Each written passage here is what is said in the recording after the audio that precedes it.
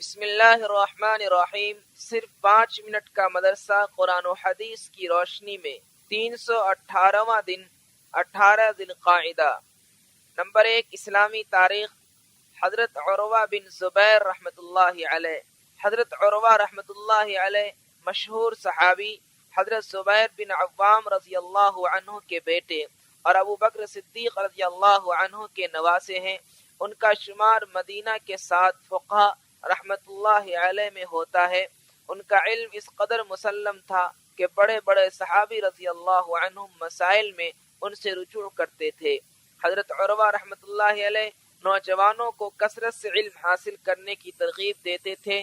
فرماتے تھے کہ ہم لوگ بھی ایک زمانے میں چھوٹے تھے، آج وہ دن آیا کہ ہمارا شمار بڑوں میں ہے۔ تم بھی اگرچہ آج کم سن ہو، لیکن ایک زمانہ آئے گا جب بڑے ہوگے، اس لیے علم حاصل کر کے سردار بن جاؤ کہ لوگوں کو تمہاری ضرورت پڑنے لگے۔ آپ رحمت اللہ علیہ بڑے عابد و زاہد تھے۔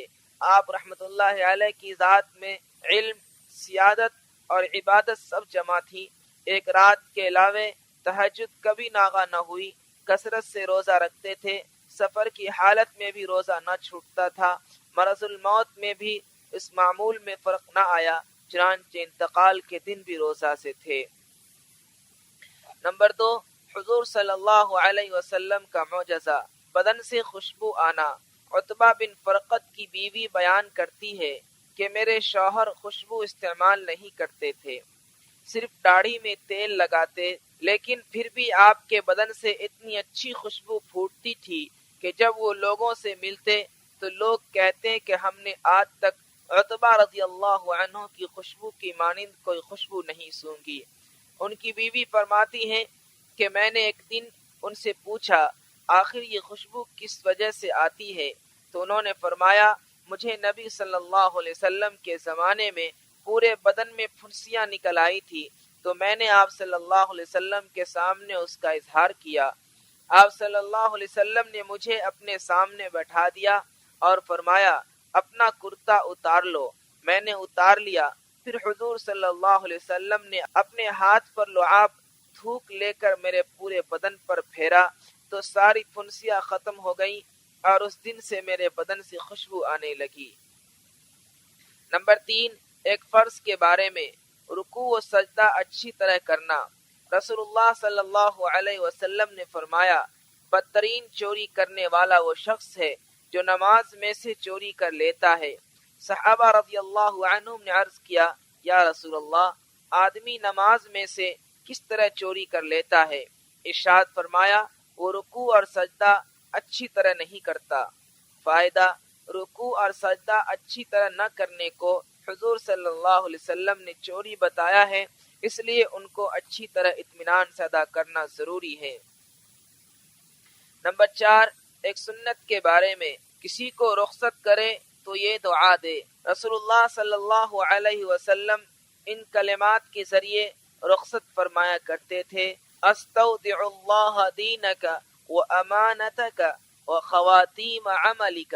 ترجمہ، میں تمہارے دین، تمہاری امانت اور تمہارے اعمال کے انجام کو اللہ کے حوالے کرتا ہوں۔ نمبر 5، ایک اہم عمل کی فضیلت، سورہ ملک کی تلاوت مغفرت کا ذریعہ ہے۔ رسول اللہ صلی اللہ علیہ وسلم نے فرمایا ایک سورہ قرآن شریف میں ہے جو 30 آیتوں پر مشتمل ہے، اس نے ایک شخص کی شفاعت کی یہاں تک کہ اس کی مغفرت ہو گئی۔ وہ سورہ تبارک الذی بیدہ الملک ہے۔ نمبر 6، ایک گناہ کے بارے میں، اللہ کی آیتوں کا انکار تکبر و بڑائی ہے۔ قرآن میں اللہ تعالیٰ فرماتا ہے جو لوگ بغیر کسی وجہ کے اللہ تعالیٰ کی آیتوں میں جھگڑے نکالا کرتے ہیں، ان کے دلوں میں بڑا بننے کی ایسی خواہش ہے جس تک وہ کبھی نہیں پہنچ سکتے۔ نمبر 7، دنیا کے بارے میں، دنیا میں کھانا پینا چند روزہ ہے۔ قرآن میں اللہ تعالیٰ فرماتا ہے تم دنیا میں تھوڑے دن کھا لو اور اس سے فائدہ اٹھا لو، بے شک تم مجرم ہو، یعنی یہ دنیاوی زندگی چند روز کی ہے، اگر اس کے پیچھے پڑ کر اپنی آخرت کی زندگی کو بھلا دو گے تو قیامت کے دن تم مجرم بن کر اٹھو گے۔ نمبر 8، آخرت کے بارے میں، جہنم کی آگ کی سختی۔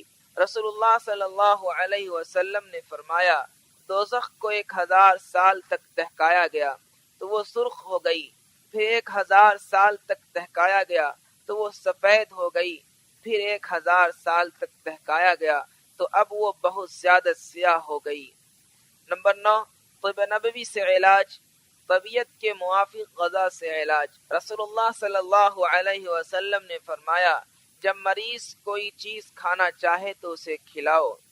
فائدہ، جو غذا چاہت اور طبیعت کے تقاضے سے کھائی جاتی ہے وہ بدن میں جلد اثر کرتی ہے، لہذا مریض کسی چیز کے کھانے کا تقاضا کرے تو اسے کھلانا چاہیے۔